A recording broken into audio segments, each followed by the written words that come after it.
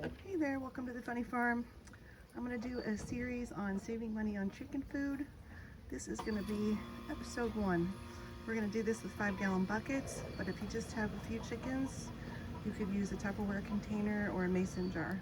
What I'm also going to do to help my feed bill this year is get back into fermenting. I used to do this and I kind of got out of the habit of it. Used to do it in my garage and have to carry the wet heavy feed all the way out here. So I decided I'm going to restart it, but I'm going to do it right by the chickens so it doesn't have far to travel. Starting out with some mixed scratch grains in there. We have cracked corn, wheat, and rye in this bucket. You're going to want to fill your bucket like half full, and then you're going to fill it up with water until the grains are submerged. This will swell quite a bit, so you need to make sure you leave a lot of room in the top of the bucket for those to expand. The reason why we do this fermenting, for one, it saves money. So they eat half as much feed when it's fermented because they're getting more nutrition out of what they're eating. It's better for their digestive system. They're getting more protein out of the feed. And it's just like you eating sauerkraut or kimchi. It's very healthy. Also supposed to make your eggs heavier and have healthier shells. Need to do this with non-chlorinated water, so rainwater or well water or filtered water, because the chlorination can kill the bacteria that cause the fermentation. Some people add, start it off with some salt and some apple cider vinegar with the mother. I've never done that. I do straight water. It ferments fine. It's going to take 2 to 4 days for this to ferment. You want to stir it a couple times a day. You want to make sure everything stays submerged. That helps it prevent getting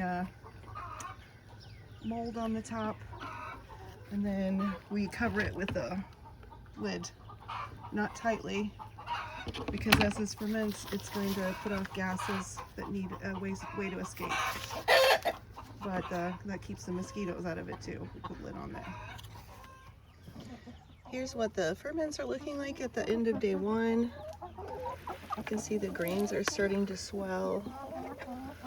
We're going to come through and give them a good stir. And you'll know this is ready when it starts to smell like, I describe it as a cross between beer and yeast bread dough. Now you can do this with whatever kind of chicken feed you use. You can use whole grains, you can use mash, pellets, or crumbles. It'll all ferment. Okay, it's the end of day 2. This is what our ferment is looking like. We're starting to get a faint scent of beer. Not as fermented as I usually. Probably by tomorrow it'll be perfect. But we'll give some chickens a taste and see what they think.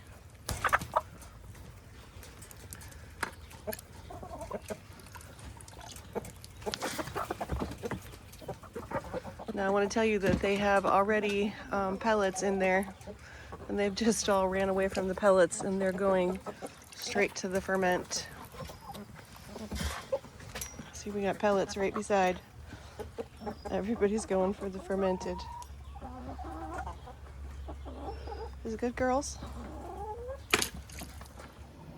Okay, welcome back to day 3. We definitely have a good beer odor going on with these grains right now. I'm gonna give them their stir for the morning. And then I'm gonna go ahead and feed chickens from one of these buckets today. What I do to get the next batch of ferment going quicker is to reuse the water that already has some of these good microbes in the water, so the next batch will ferment faster. I have one chicken that escaped the run area where I had her free ranging on the other side. She can't wait. This is about the equivalent amount that I would give to my chickens in dry feed a day, but it is going to be half as much grain juice because it's expanded to twice its size and fermented. Doing a side-by-side comparison out here in this little run where we have a temporary area to clean up weeds. And we've got mashed on they're fermented on the left, fermented on the right, pellets in the middle. You see we have one chicken on the pellets. Everybody else is going straight for the fermented feed, including our little teenager chickens.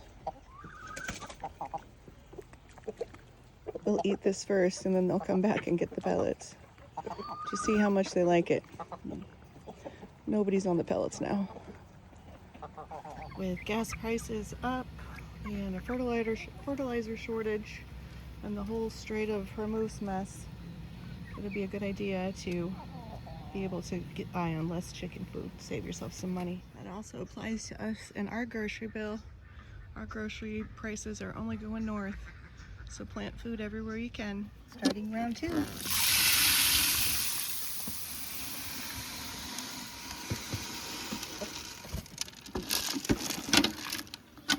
off with more water to get the greens under.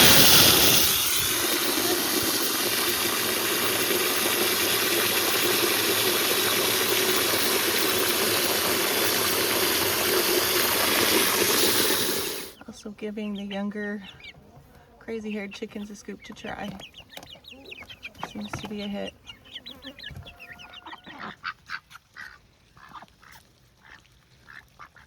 And as you can see, the ducks like it too. So try fermenting. Save some money on your feed costs. Your birds will appreciate you for it. Thanks for watching. Please subscribe.